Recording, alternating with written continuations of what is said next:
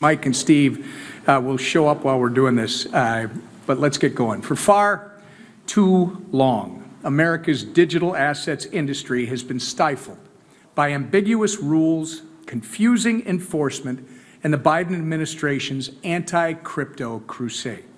But President Trump and this Congress are correcting course and unleashing America's digital asset potential with historic, transformative legislation. President Trump promised to make America the crypto capital of the world, and today we delivered. The Genius Act, the Clarity Act, and our anti-CBDC Surveillance State Act deliver on the America First digital assets agenda by solidifying the dollar's dominance as the world's reserve currency, spurring innovation by creating regulatory certainty with clear market structure, and ensuring that any development of digital money reflects our American values of privacy, individual sovereignty, and free market competitiveness. Together, these three pieces of legislation set the stage for growth, innovation, and prosperity right here in the United States of America. I'd like to thank Chairman Hill, Chairman Thompson, and Chairman Stile, and my friend Dusty Johnson from, what's that state, South Dakota? Yeah, the Lesser Dakota? For their steadfast leadership, and I am very grateful for that, on digital assets in this great House of Representatives. And I'd especially like to thank the 45th and 47th President of the United States of America, Donald J. Trump. We would not be celebrating these wins today without his vision of America on top in the global digital economy. And with that, I'm going to turn it over to our Financial Services Chair, French Hill. There's a old expression in venture capital, which is that the average overnight success takes 10 years. And what you see before us is the work by staff in the House Agriculture Committee, House Financial Services Committee, staff in the Senate Banking Committee, that people have been working on for years. And so for the better part of 5 years, the members here, led by Whip Emmer, our colleague from Ohio, Warren Davidson, former chair, Patrick McHenry, that really set the stage for the success that we're having today. So it is not an overnight success. It's the result of hard work by staff and members on both sides of the aisle. The second old expression is that when you have that shot of unified government, where the Senate, the House, and the White House are in the same political party, you have that rare opportunity to do big things. And this also is successful because, as Whip Emmer said, of the exceptional leadership from President Trump that wants fintech, digital asset innovation here at home as a part of his strategy to make America great again by bringing capital back here, pursuing innovation here, and leading in digital payments, just as we have for decades in global capital markets and in finance generally. So I have to say we're off to a really great start. And what an amazing set of partners I have with Brian Stile and Dusty Johnson and GT. And I want to say thank you from the bottom of my heart of what a great partnership it's been. And to my friends over in the Senate, thanks for doing some work. We're so grateful to Tim Scott as the new dynamic leader of the Senate Banking Committee, and my home state Senator John Bozeman, the new chairman of the Senate Agriculture Committee. They've been great partners. And bringing Genius over from the Senate, passing it in the House overwhelmingly today, 308 votes. Mm-hmm. And on Clarity, 294 votes. I think the doubters around here, maybe some in this room, need to go back and check your premises of not betting against the team you have up here and the team led by Mike Johnson and Steve Scalise that are going to join us. So I want to thank the Senate, thank my friend from college, Bill Hagerty, for putting together a great bill, finding 68 senators to vote for it. It's hard for the press corps to write the numbers, 6-8 for a vote in the Senate. So Bill delivered, and we have partnered with him to deliver here in the House, and now tomorrow, President Trump gets to sign into law his first of several bills to come that will help make America an incredible leader globally in digital assets. And with that, let me call on my good friend, my partner, my fellow Eagle Scout, G.T. Thompson, Chairman of the Ag Committee. Thanks, Ron. Hey, well, good afternoon and happy Crypto Day. Now, what a way to celebrate passing 3 great crypto bills out of the House of Representatives. And I love it because, you know, the naysayers, the folks that look at our numbers, you know, that place odds that we're just not going to be able to get anything done. We have proved them wrong over and over and over. And Mr. Whip, we're not done yet, right? We got a long ways to go, but what a great success today. A success for America. You know, America was in the driver's seat and is known for Internet or Web 1.0, the Internet of knowledge. And then came along Internet 2.0, the Internet of things. And of course, you know, that's America. We were at the epicenter of that within the world. But the question was, who was going to have control and have be the center of Web 3.0, the Internet of value? And the competition was steep. It was great. Almost every nation in this world was positioning themselves to really be that home plate, that epicenter for the Internet of value. But you know what? With what we did today, we have proven the United States of America will be the epicenter of Web 3.0 with these 3 pieces of legislation. Legislation that was based, principle-based legislation. With the Clarity Act, it was based on, number 1, was protecting consumers. That's extremely important to do. As somebody come out of healthcare and do no harm, that was important to our committees as we worked on that. But equally important was to provide legislation, a legislative map going forward, a regulatory regime to where we fostered innovation. Because this is not just about Bitcoin or cryptocurrency, this is about blockchain technology.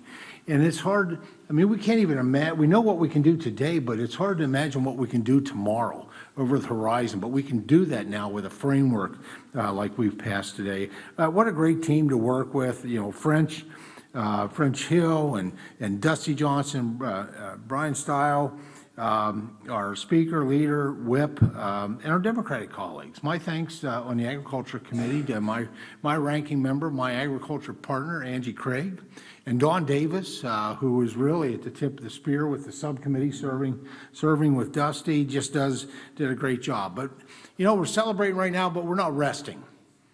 We're not resting. We're looking forward. I mean, and what I see is a bright future for even more and even better. We've got a Senate Ag that's committed to move. In fact, 2 days ago they had a hearing on market structures. We led by a mutual friend, Senator Bozeman. And then the Senate Banking Committee, which is committed to move, led by a fellow a former House member and a good friend to all of us, Tim Scott.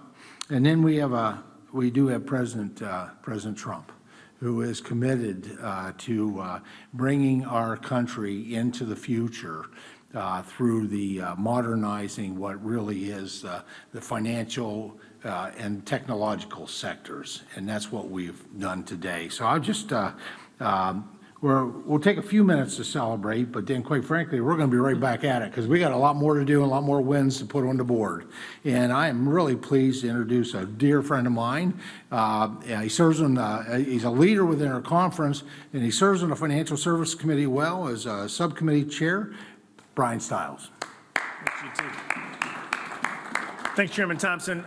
An incredibly exciting day, in many ways worth the wait over the number of years that led up to this moment to pass transformative legislation in the House, worth the wait over the past couple days as we got everybody into agreement of how transformative and important this legislation was to be delivered. I read some tweets, probably from some of you in this room, during those debates, and I thought, time and time again, the House Republican Conference is underestimated and we over-deliver.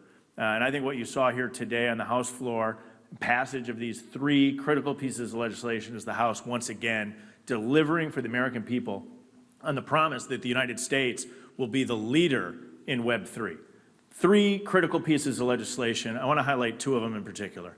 The bill of stablecoin legislation, the Genius Act that passed the Senate and passed the House just now, will transform stablecoin, payment stablecoin, and dollar-backed stablecoin. It'll do two really important things. One is this can be transformative to make sure that the U.S. dollar remains the world's global reserve currency. And I don't think that should be underestimated, as how significant and transformative this can be in making sure that the U.S. dollar remains the world's dominant currency. The other aspect is this provides true, real, and substantive consumer protections. And I think what we showed on the House floor with the vote total in particular is a real opportunity to make sure that we're cementing both of those key principles in place. I can't be more excited. We'll be down at the White House tomorrow with our colleagues in the Senate, Senator Hagerty in particular, who led this bill on the Senate side, watching this bill be signed into law by President Trump, and we're thankful for President Trump's leadership across this space. The second bill that we passed, the Clarity Act, is also, I think, maybe even more transformative in the big picture. And I don't think we could give a big enough thanks to both Chairman Thompson for his years-long leadership in this, and Chairman French Hill for his continued leadership in the House Financial Services Committee in this regard. And I think the vote total is a testament to the hard work of all of those behind me, Whip Emmer, Dusty Johnson as well, but in particular, the hard work of G.T. Thompson and Chairman French Hill. I think the Clarity Act is incredibly transformative also. And I think if we step back and look at it from a historical perspective, what we did is we survived 4 years of the Biden administration with the chairmanship of Gary Gensler of the Securities and Exchange Commission, putting forward often very poorly formed and horrific policy through enforcement and punishment through selective enforcement action.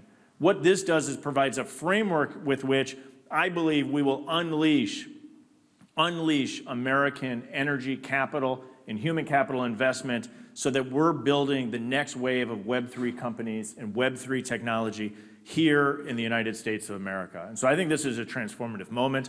I could not be more excited for the totals that we put on the board.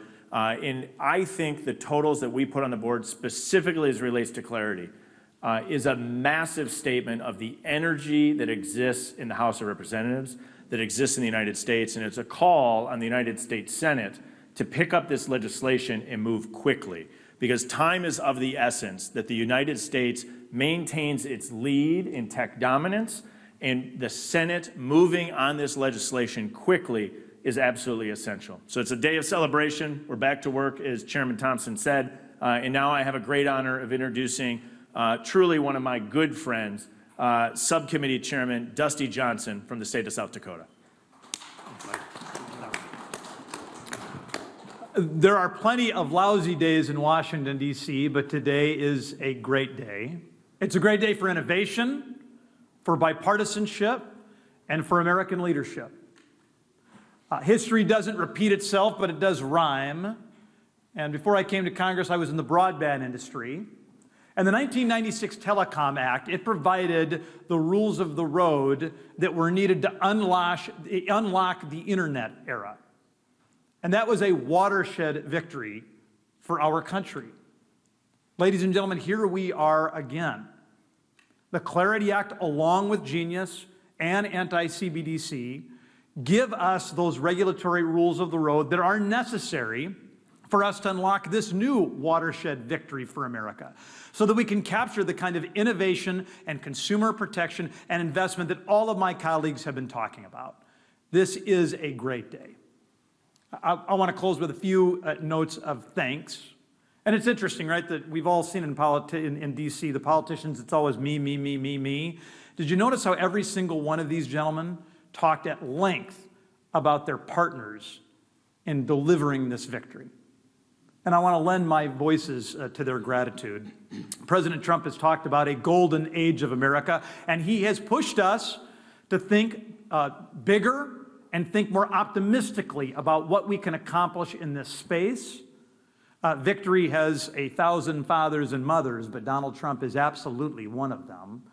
The chairman, Hill, Thompson, style, just remarkable. The early adapters, Emmer, Davidson, McHenry, the guys, the Johnny Appleseeds who brought us to this point. The Democrats, Angie Craig, Don Davis, Richie Torres, Josh Gottheimer, so many others, who understood that they might be they weren't going to be with 200 Democrats when the board was closed, but they knew that they would be with 70 or 80 really far-sighted folks who wanted to work in a bipartisan way. And then finally, I mean, I'm not going to mention all the staff, and it's dangerous to highlight just three, but the three that I've spent the most time with over the last 3 years, those who have taught me, who've helped me to understand the blind spots, those who have patiently provided briefing document after briefing document and legislative draft after legislative draft, and just have been willing to be pushed by me and been willing to push me. I mean, Nick and Paul and Allison are just remarkable professionals. And I know that it is sometimes fun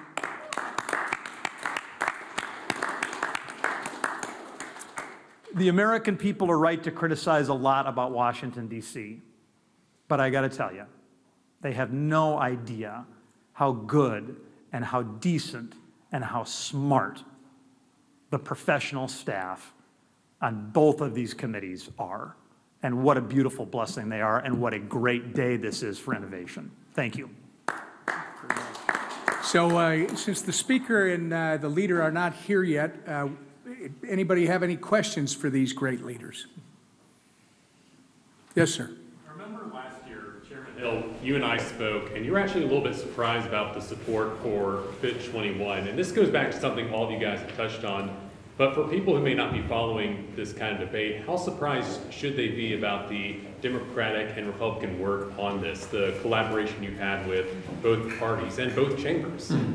Well, to the staff present and to the members before you today, of course, it's not surprising, because long before the politics of 2024, that I read about in certain publications about crypto, these members and our staffers were in meetings on a bicameral and bipartisan basis, week in, week out, talking about ideas about where does Web3 go? What does financial services built on a blockchain mean?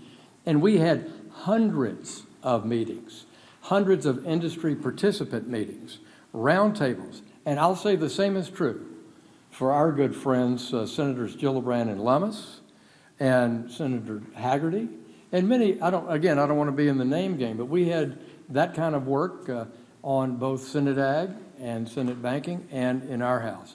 Bicameral, bipartisan from day one. And I have never made this about politics. I've made it about American innovation, and President Trump on the campaign trail made it part of America first. How do we bring this capital back?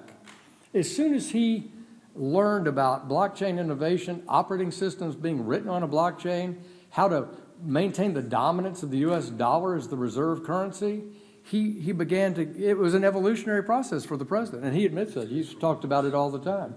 It was about learning together. And so when I look at the board and I see on Clarity 78 Democrats, we got 71 Democrats on FIT 21 last year in the Biden administration, with no statement of administration policy against it from President Biden. And today, under President Trump, with a statement in support of it, we got 78.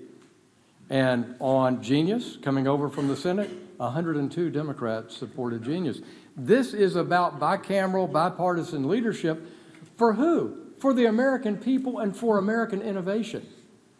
And I think the voters out there, the citizens out there, ought to revel when they see this. But you won't see this covered on cable news at night, because we're cherry-picking the fights between Democrats and Republicans.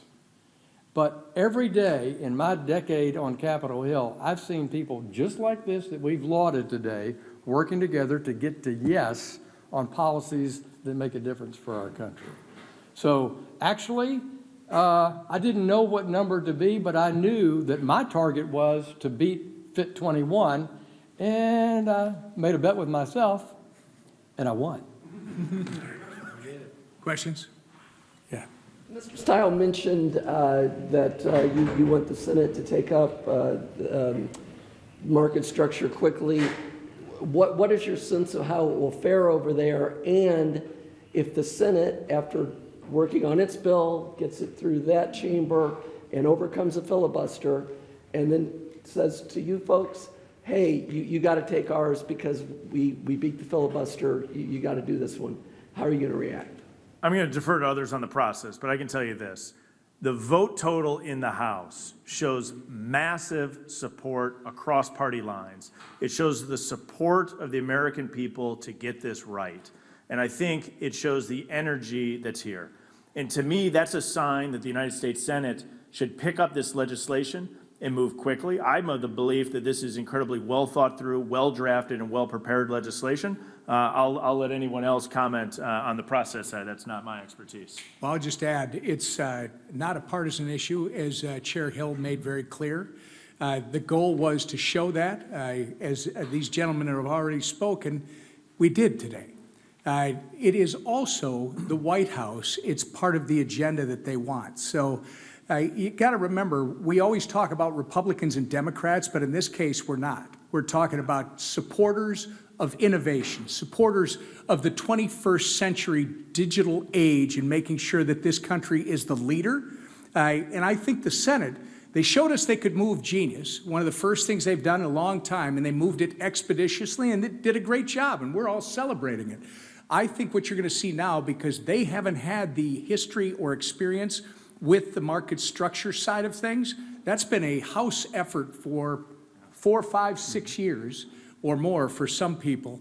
I think they need to work through that. They need a little bit of time to do that, but I expect that they are going to pick this up and move it. Whether it's our bill, I expect it's going to be. They might make some adjustments, but I expect they're going to get it done, and the White House is going to sign it. The White House has asked for it, so I do expect it to move. I mean, our bill's perfect. There'd be no You got reason something else?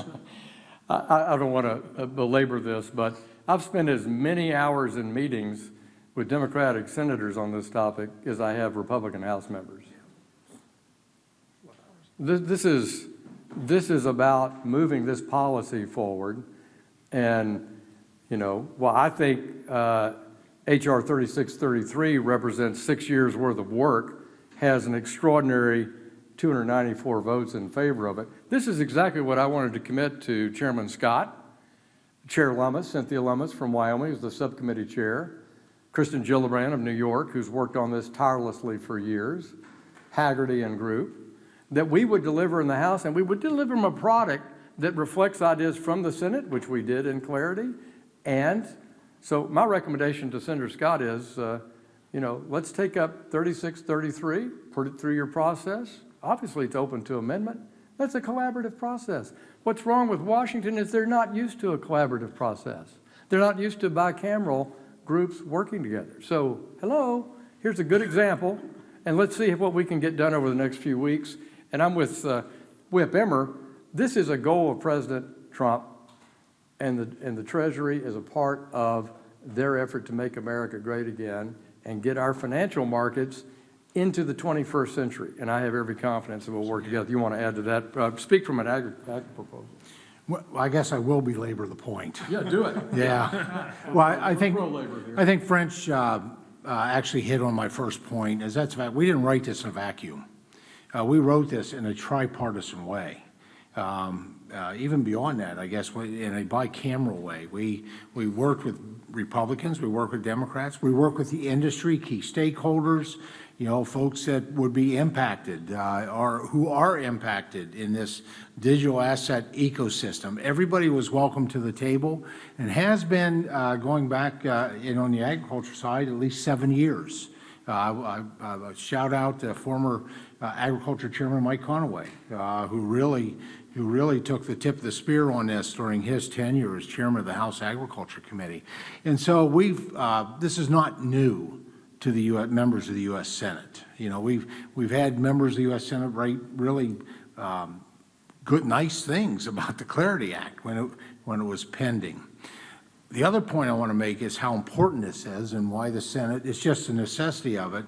You know, we helped to refine the Genius Act. within clarity. Probably about 5 provisions that are in that are specifically meant to refine some points that needed to be a little bit of improvement, a little bit of refinement. And so Genius, which will be law tomorrow afternoon when President Trump puts a signature on it, needs clarity to pass, not just for those few points of refinement, but also because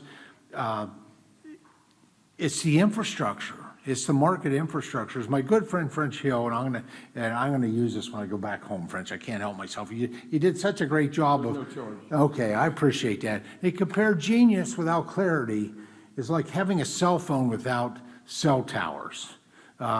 Clarity or Genius Act, what will be Genius Law tomorrow afternoon, needs clarity to really do its full function. So, We've got time for one more. A question for Chairman Hill. Actually, two questions related to the Fed. That's two, only one question. Okay. No, go ahead. Wonderful. Sorry. The second one I think you'll like. He'll take the second one. Then fine, if it's a cafeteria, I'll take the second plate. First of all, the president said yesterday that he would only fire Jerome Powell for cause. Do you think there's any circumstance in which the president could and should fire the Fed chair? As I've said many times, and I'm quoting President Trump and I'm quoting Treasury Secretary Bessent, he's not going to fire Jay Powell, and I don't believe he can fire Jay Powell. Jay Powell's term is up as chairman next spring. President Trump also has a vacancy coming up earlier in the winter that he can add a governor, and I think that's the bottom line. Any concerns about the rhetoric against Jay Powell, what that is doing to the markets? Well, I would be happy to meet with you offline and walk you through Lyndon Johnson's audio tapes from the Oval Office, or Richard Nixon's berating of Arthur Burns, or Ronald Reagan dragging Alan Greenspan into the office and sitting there silently while Jim Baker berates him, but I won't go through that historic premise.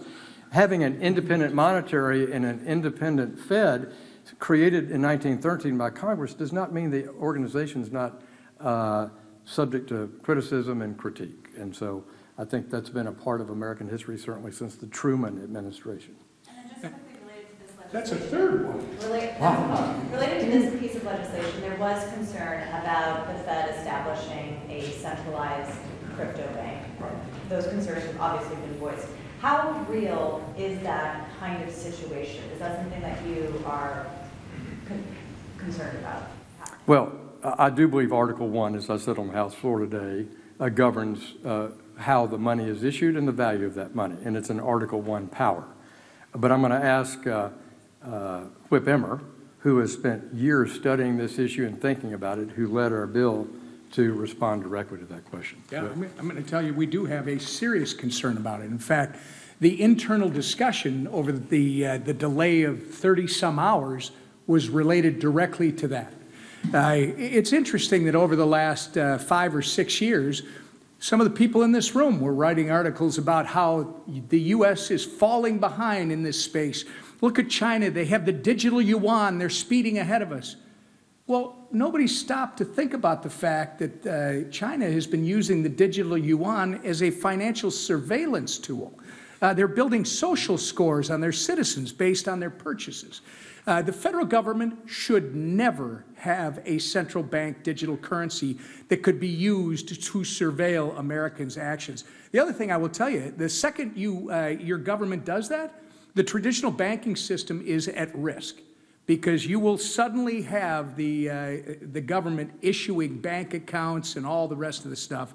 That is not an American value. And again, unless and until they can create a central bank digital currency that is open, permissionless, and private with a capital P, it should never be a part of the government's toolbox, ever. Thank you all very much. everybody. Thanks.